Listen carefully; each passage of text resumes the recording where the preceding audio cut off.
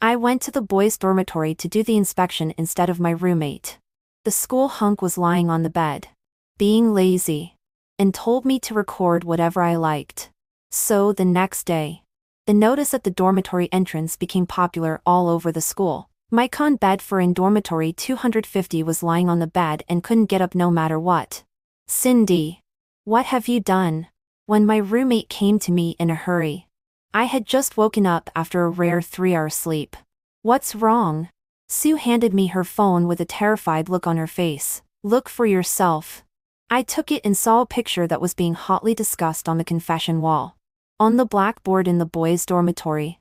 Yesterday's dormitory inspection results were written. Dormitory 203 was in good condition. Dormitory 207 had a strange smell. Etc. The most eye-catching one was the last one. My bed for in dormitory 250 was lying on the bed. Changed several postures, but couldn't get hard. There were already hundreds of comments below. I'm fucking dying of laughter, ha ha ha ha ha. Spread the word. Mike can't get hard, ha ha ha ha. I want to know who is this talented person. Stop laughing. Mike hasn't even slept. He has been staring at his phone for a long time.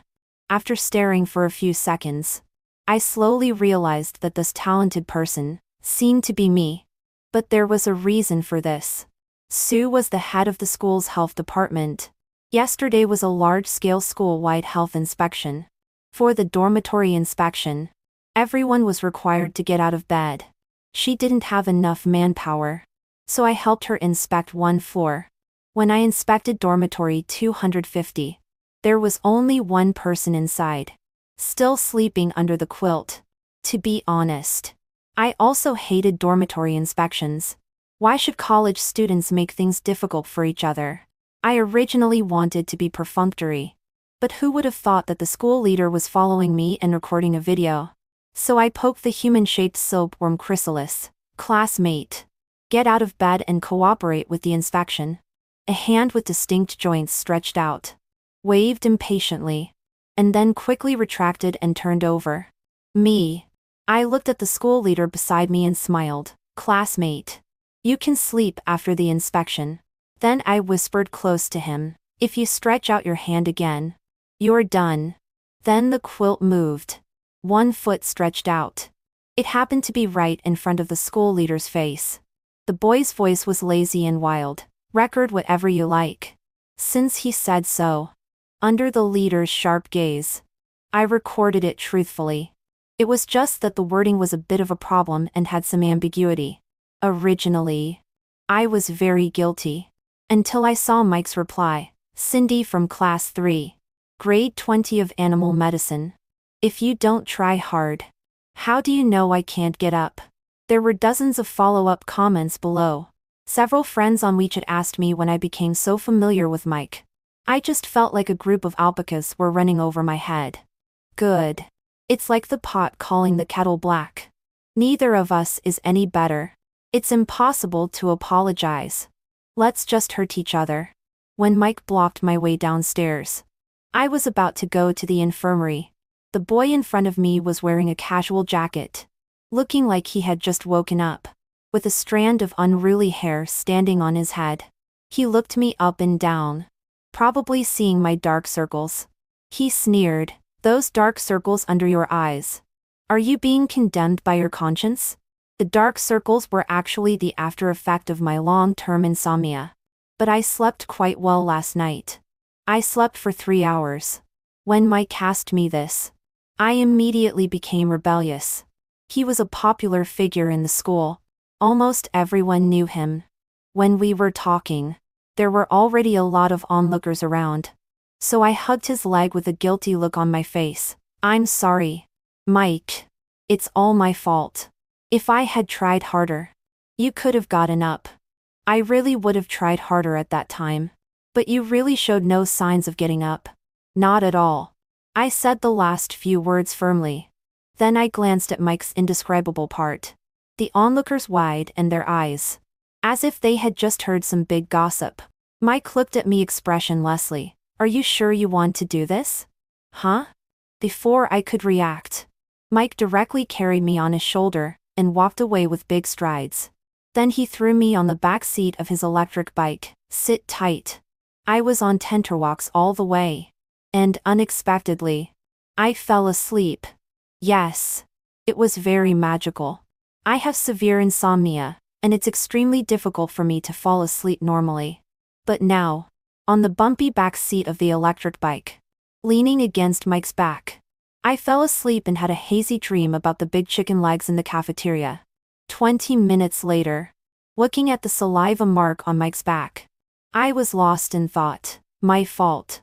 Mike rubbed his forehead and walked into the infirmary. What did he bring me to the infirmary for? Could it be that he knew I was coming and deliberately sent me here? I followed him in, completely confused. The school doctor was stunned when he saw us. Do you two know each other? Mike and I stared at each other. What? The school doctor pointed at Mike and said to me, he is the student with narcolepsy that I told you about last time. Then he pointed at me. She is the one with insomnia. You two are regular visitors to my school infirmary. Your conditions are miraculously complementary. I've wanted to introduce you to each other for a long time. How have your conditions been recently? Mike gave me a complicated look and said, I've been very energetic until now today. The school doctor was very surprised. Rare. Do you know the reason? Mike, the only difference from before is that she came to inspect my dormitory yesterday.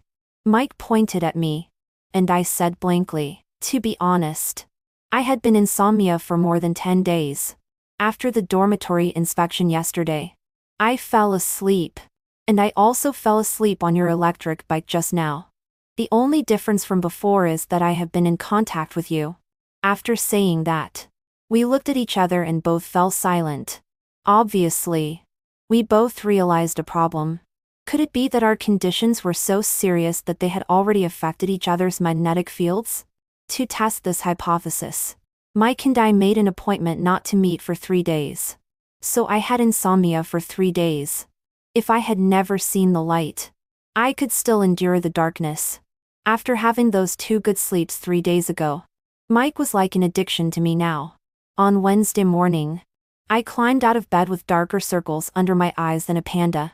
Sue asked casually, Cindy, why are you getting up so early? To find Mike to sleep. Sue was so shocked that her powder puff fell. What? I had already put on my shoes and rushed out of the dormitory door. Damn it. Mike. Come and sleep with me. Woo woo woo. I had never run this fast even for the 800-meter race. As a result, I ran to the downstairs of Mike's dormitory and sent him a message. But there was no reply for a long time. This guy couldn't be sleeping again. I crouched at the entrance of the boys' dormitory with dark circles under my eyes and a resentful look on my face, waiting for him. People passing by all took an extra look at me until a boy said, huh? In confusion, I looked up, and he seemed to understand. Are you here to find Mike? I nodded quickly. But Mike has gone to the infirmary. Huh? He was sleepy while riding his bike this morning and crashed into the flower bed in front of the library.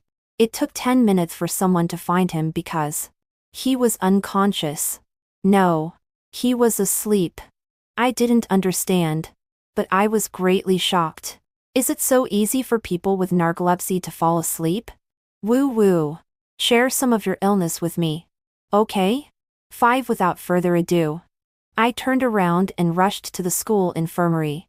Mike was sitting on the bed with his eyes half open, looking at the bright sunshine outside the window, with a numb and somewhat hopeless expression on his face. He looked like he was about to ascend to immortality in the next second. I grabbed his sleeve. He turned his head and met my sleepy eyes full of red blood. My voice was full of longing. Let me sleep. Mike. He silently took out his phone. Hello. 110. Aha, I really want to sleep. I grabbed my hair and started howling. Do you understand? Lying on the bed, my body is extremely tired, but my mind is ridiculously awake. Do you understand that despair? You don't understand. Woo woo. Mike had a complicated expression. Then do you understand the pain of falling asleep during an exam and failing the course for 2 consecutive years? We looked at each other in silence. Silence speaks louder than words at this moment. Mike and I reached an agreement. As long as we were free, we would be together. If the contact was really effective for both of our conditions, we would then find the reasons and solutions. A week passed, and we discovered several rules. The longer the contact time, the better the effect on the conditions. For example, if we were in contact for 1 hour today, I could sleep for 2 hours at night, and Mike could stay awake for 3 hours without feeling sleepy. The closer the contact, the better the effect would also be. After listening to our words, the school doctor exclaimed it was a medical miracle. Promise me that you will get along well. My doctoral thesis depends on you. I also thought that we would live happily ever after. Oh no. Cooperate like this forever. But on the 9th day, an accident occurred. 6 logically speaking, the contact time that day was enough for a good sleep. But at night, I had insomnia again. I tossed and turned in bed and couldn't fall asleep, staring at the bed curtain all night. The next day, I hurried to find Mike. He was in class. I stood at the back door and took a look inside. Mike was sitting by the window, under the sunshine. He was about to fall asleep. Sure enough, his narcolepsy had also started again. Finally, the bell rang for the end of class. Seeing that Mike finally woke up, he took a look at me and quickly understood what I meant. He stood up and was about to come out when suddenly a girl blocked his way. She chattered something that I couldn't hear. Mike tried to go left. She blocked him on the left. He tried to go right. She blocked him on the right. Oh, my impatient temper. I directly went in, pushed the girl aside, and grabbed Mike's wrist to pull him out. The girl immediately shouted, "What are you doing? Are you in such a hurry to die?" I sincerely nodded.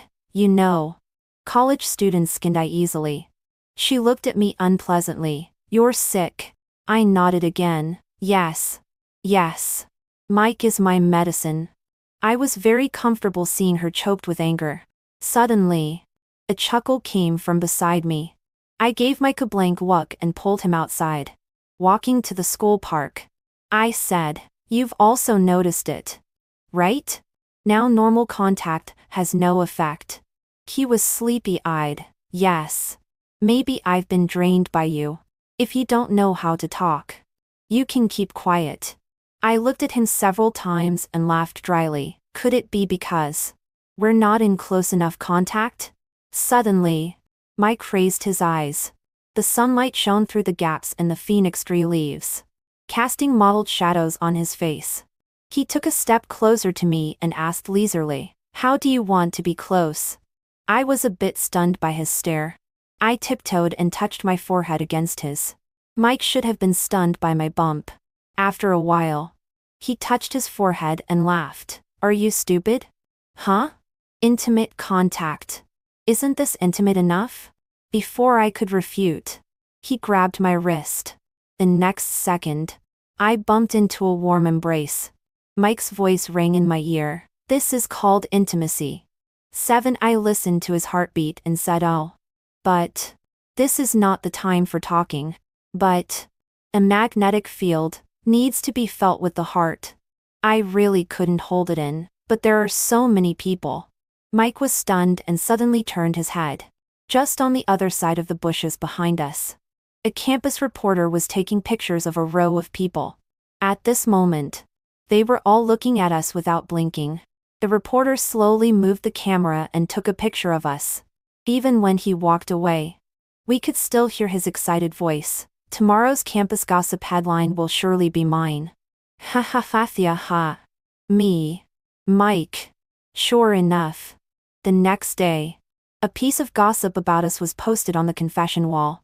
The general content was, because Mike couldn't get hard, his relationship with his girlfriend broke down. Suspected of being drained, he tried hard to salvage the relationship and finally the two hugged affectionately. I really want to meet this writer. Then jump on his head and rip it open to see what junk is inside. I think this matter must be clarified. Mike's reputation was almost ruined. Moreover, the source was my clerical error, so it should be up to me to solve it. So I contacted the person who wrote this gossip to delete it and made an appointment. I was going to call Mike to explain clearly together and let him write a new long clarification article to clear Mike's name. The plan was very good and perfect. But on the day of the appointment, Mike was late. He arrived half an hour later.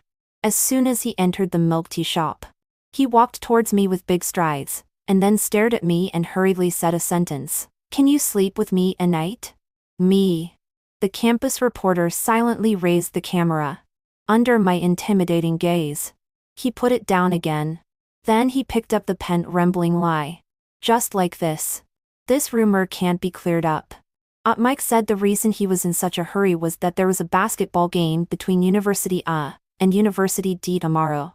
This was the most important game for the school team this year. As the captain of the school team last year, he didn't originally need to play. But this afternoon, the main player of the school team accidentally broke his leg. And there was really no one else. So they came to him. But since this year, his narcolepsy had occurred frequently. And he really didn't dare to play without any guarantee. To ensure a long enough awake time. Today he must be close to me for a longer time. This statement sounded a bit strange. But it meant literally that we needed to be close in for a long time. So we could only sleep together at night. I crossed my arms. "You're begging me. What benefits can you give me?" Mike said faintly. "A readily available sleeping pill. What are you hesitating about?" I excitedly pulled him and ran outside the school. "Let's get a room." Ouch. Mike. But we went out late, and it was the weekend. All the better hotels near the school were full. We only found a smaller hotel. It was okay to make do for one night. We both had taken a bath before coming out. So there was no embarrassing bathing part. We could just go to sleep directly. But I couldn't fall asleep. You ask me why? Mike. The school hunk. 1.85 meters tall. With 8-pack ABS. Delicate features. And smelling good. With such a big living person lying beside me. Even a nun couldn't fall asleep. Just then, Mike also had no sleepiness. He turned his head and took a look at me. "Can't fall asleep?" I nodded. A smile appeared at the corner of his mouth. "Then let's play something interesting." Me? Half an hour later. Our conversation became like this. "You're so amazing. How can you hold on for so long?" "No. Be careful when you put it in. Slowly pull it out. Don't use so much force. I'm stuffed." Knock. Knock. Knock. Suddenly there was a knock on the door. Mike and I looked at each other. Mike went to open the door. There was a blushing big brother standing at the door. The big brother said with difficulty, "Brother, the sound insulation in this hotel is not good. You go to sleep early." Alas. Even I, a grown man, blushed and my heart beat faster when I heard you. He took a peek inside with his peripheral vision and happened to meet my eyes. The big brother was stunned. My face was covered with slips of paper. I was holding a kebab in one hand. And there was a building block lottery in front of me. My hand was carefully pulling out one of the sticks. I don't know whether we were more embarrassed or the big brother was at this moment. 9 after such a commotion. I finally felt sleepy. I directly fell into a deep sleep. I don't know how long it had passed. I was still having a long and messy dream. Dreaming of the hairless cat adopted in the courtyard. It often lay on its back, and let people touch its belly. I was happily dreaming and turned over. My palm just landed on a smooth skin. In my dream, I was rubbing the cat's belly, and my hand unconsciously started to move around. Suddenly, I touched a bump. The feel was a bit different. Was the kitten pregnant? Why was it so hard here? So I couldn't help but scratch it. There was a muffled groan beside me. Mike grabbed my hand all at once, turned over and restrained me from above. His ear tips were so red as if they were about to drip blood. He gritted his teeth and said shyly and angrily, "Have you touched enough?" I immediately woke up and quickly glanced at his chest. Oh no. The color was different. Damn it. Cindy. Are you still human? Why are you thinking about this at this time? I took another look at Mike and preemptively said, Why did you take off your clothes? What do you want to do? Mike looked at his chest following my line of sight. As if being electrocuted. He suddenly turned over and put on his short-sleeve shirt. Stuttering a bit, it was too hot at midnight. I subconsciously took off my clothes. Sorry. Off. I'm so magnanimous. I forgive you. After saying that, without waiting for Mike to react, I quickly got up and ran away. Their game started at 11 o'clock. I went back to the dormitory and found that my roommates were all dressed up beautifully and ready to go to the basketball game. Sue said, I heard that there are a lot of handsome guys in the D University team coming today. Cindy, do you want to go with us to have a look? I wasn't interested at first. I casually glanced at the photo of the D University basketball players that Sue showed me. I was immediately stunned. Isn't the one standing in the center position Ryan? My neighbor brother who lies next door to my house? He was 2 years older than me. Although we didn't have much contact. He was the first boy who made my heart flutter when I was a girl. I must go to this basketball game. I quickly put on makeup and found some clothes. When I rushed to the basketball stadium, the game had just started. I looked around the court and saw Ryan at a glance. He wasn't extremely handsome, but still relatively clean-cut. He suddenly looked over. I happily waved. Ryan was stunned for a moment and then winked at me. The big smile on my face slowly disappeared. A bit cheesy. Not sure. Let me look again. Suddenly, there was a scream from the sidelines. I followed the sound and saw Mike neatly throw a three-pointer in his white jersey. The moment he turned around, his eyes met mine for a brief moment. My heart skipped a beat inexplicably. The basketball game ended. Everyone walked out of the stadium one after another. I was looking for Mike's figure when Ryan walked straight towards me. He sat down beside me with a sweaty smell. Cindy. It's been a long time. You've become so beautiful. After saying that, he pretended to be cool and shook his hair. Maybe he thought he was very handsome. But I wiped the sweat droplets that splashed on my arm. I really didn't know what to say. I could only laugh dryly. It hasn't been that long. We saw each other during the Chinese New Year last year. Ryan suddenly started to look me up and down and smiled a bit lewdly. Did you dress up specially today? I endured. Ryan, knowing that I was coming. Did you dress up for me? I endured again. Ryan, you like pink so much. Is your underwear also pink? Damn it. I really couldn't bear it anymore. I smiled and waved to him. I'll tell you quietly.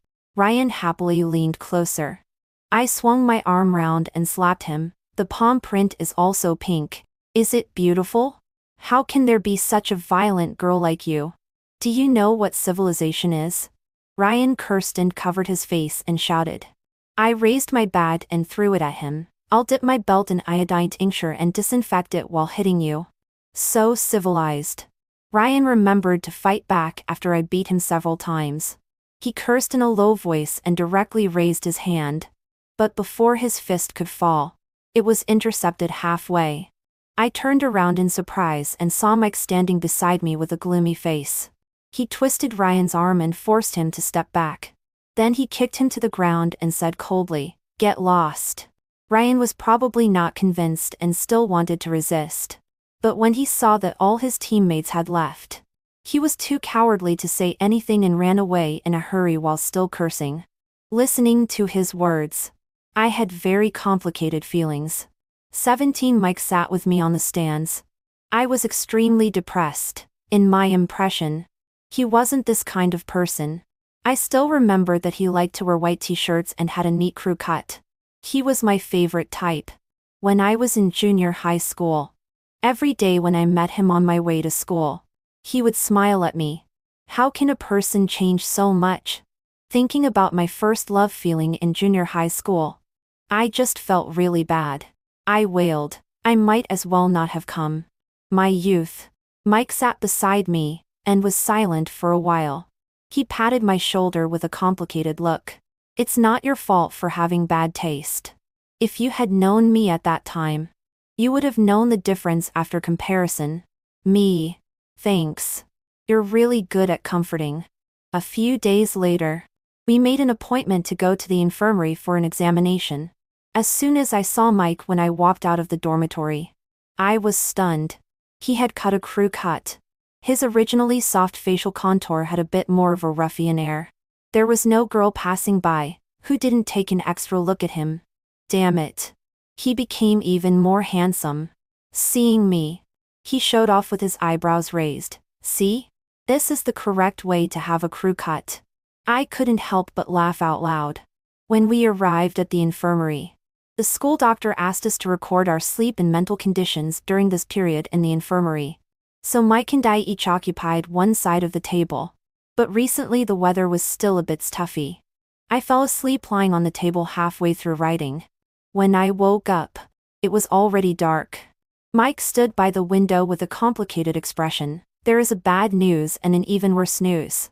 Which one do you want to hear first? My heart skipped a beat. I always had a bad premonition. The bad news. Mike, my cell phone is out of battery. What kind of bad news is this? I frowned. Then what is the even worse news? Mike, go out and have a look.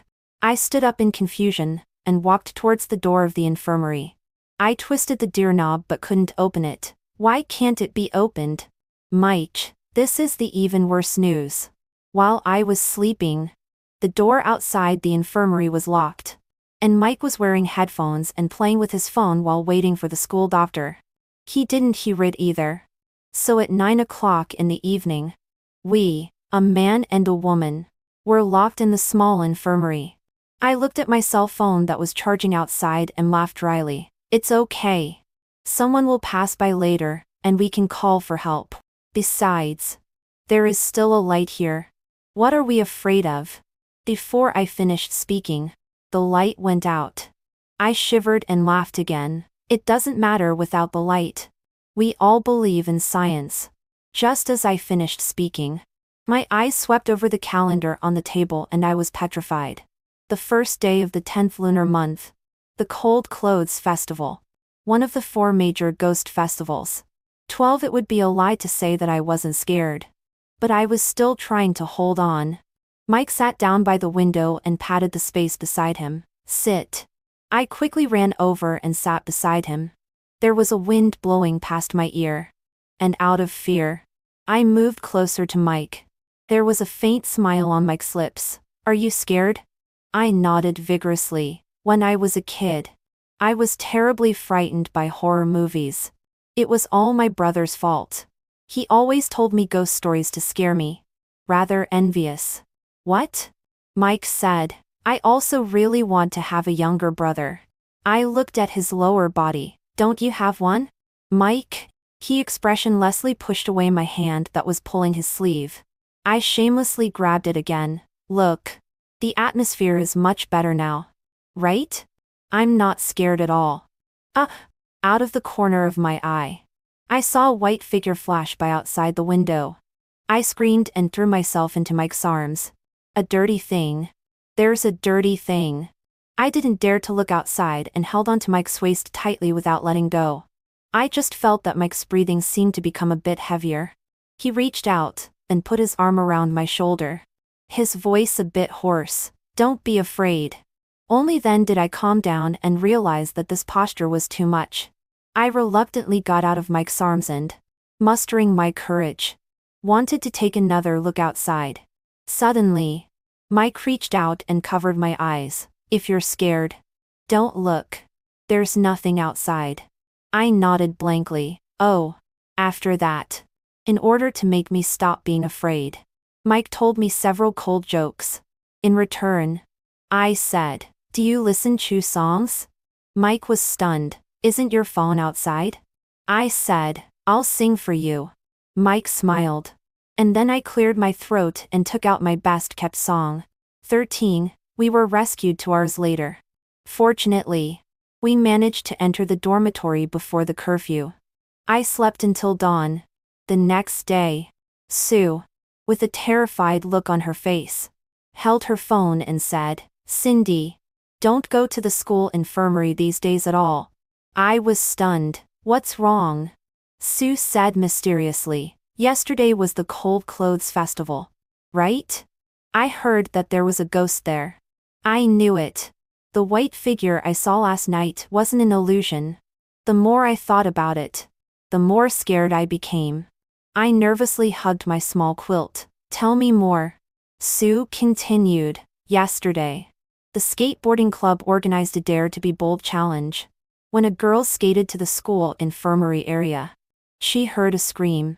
Very miserable. Not long after that, they heard a song. According to their description, the song didn't sound like it was sung by a human. It was extremely tragic, with a strange pitch, like a folk curse. Something seemed wrong." Sue played the recording that was spreading on the school forum for me.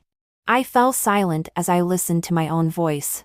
Sue shook her head. "Tut. Anyway, don't go to the infirmary during this period. This female ghost seems to have a lot of resentment." I also had a lot of resentment now. Was I really that bad at singing? Mike was still laughing last night. Oh, probably mocking. Just then, I received a message from Mike, asking me to have lunch together at noon. He must have known about the ghost incident too, thinking it was too embarrassing. I said I couldn't go because I had a cold and my throat was itchy. Who would have thought? When I was eating chicken feet in the cafeteria, I ran into him again. Mike examined me. "A cold? A itchy throat?" I looked at the chicken feet clamped by my chopsticks and twitched the corner of my mouth. "Let it go in and scratch." Mike. 14 during the meal. Mike heard that I was going out for an internship for half a month next week and promised to give me a gift. I only received a box from him just before leaving. "What is this?" Mike raised his eyebrows. "You'll need it." Before I could open it, I was rushed onto the bus by my tutor. Seeing the beautifully packaged gift box in my hand, my classmates' gossipy souls were burning brightly. They urged me to open it and have a look. For a moment, driven by vanity, I embarrassedly hesitated for a while. Oh, there are so many people. How embarrassing. Hurry up. Hurry up. It's from Mike. The packaging is so beautiful. It must be a bag. I guess it's shoes. With an excited heart and trembling hands, under the expectant gazes of everyone, I opened the box and took out a used boy's pajama. There was complete silence around. A classmate blushed and turned his eyes to the window. "The scenery outside is so, oh no, so beautiful." I directly stuffed the pajamas into my bag and shrank in my seat to call Mike. "What do you mean by giving me your used pajamas?" It seemed that he was walking on the other side, and the background was a bit noisy. "Aren't you not coming back for half a month? If you can't see me, you can't be insomniac for half a month, right? I'll give you my pajamas. Put it beside you when you sleep at night. It might be useful." I took a deep breath. "Your starting point is good. But don't start yet." After saying that, I suddenly thought of something and asked him, "Then what about you? When I'm not here, don't ride your bike. Okay? Okay. When you sleep in class, remember to be more discreet. If you get caught, you'll have to stand and sleep. Okay. Pay attention when you walk, and don't bump into a tree." There was a low laugh from the other side. "Cindy, are you worried about me?" I was stunned, and my heart fluttered for a moment. Before I could think of something to prevaricate, there was a bang on the other side. I asked, "What happened to you?" "Mike?" "Nothing. I'll hang up first." After hanging up the phone, I was a bit worried that something had happened to Mike. Just as I was about to ask his roommate, I saw a freshly released video on the confession wall. Mike was walking on the road, talking on the phone and giggling stupidly. And then he bumped his head into a tree. A bit silly. And also a bit cute. I couldn't help but laugh out loud. 15 Mike's pajamas seemed to be really useful in the internship dormitory. Although I didn't sleep very well, holding his pajamas, I could doze off for a while at least. One day, when I really couldn't fall asleep, I sent a message to Mike. Are you asleep? Mike, no. I showed off. Is it that without me? You found that you can't live without me? The typing indication on the other side showed for a while. And then a voice message was sent over. With a chuckle and a hint of doting, yes. So come back quickly and save me. It was like coaxing a child. But I had no proof. Mike asked again, have you had dinner? Just ate Nazha's body. Mike? I said, oatmeal. Mike. He sent a long voice message. I didn't need to listen to know that he was saying I was crazy. I typed with a smile, I like the way you can't stand me but can't get rid of me. As a result, I didn't hold my phone firmly. Halfway through typing, it hit my nose directly. It made my eyes water. When I picked up my phone again, I found that I had sent the first half. I like you. Damn it. I exclaimed and quickly clicked, recall. So fast. Mike probably didn't see it. Right? I felt a bit guilty. But why was I also a bit expectant? Oh no. It seems that I'm addicted to Mike. No, it must be that we've been in contact for too long and I've become dependent. After being apart for half a month, I'll return to normal. I thought so and firmly believed it. Until the end of the internship half a month later. My tutor asked me with a solemn face, what is Mike to you? I was shocked. How do you know? No, Mike has nothing to do with me. My tutor looked at me faintly. Are you sure?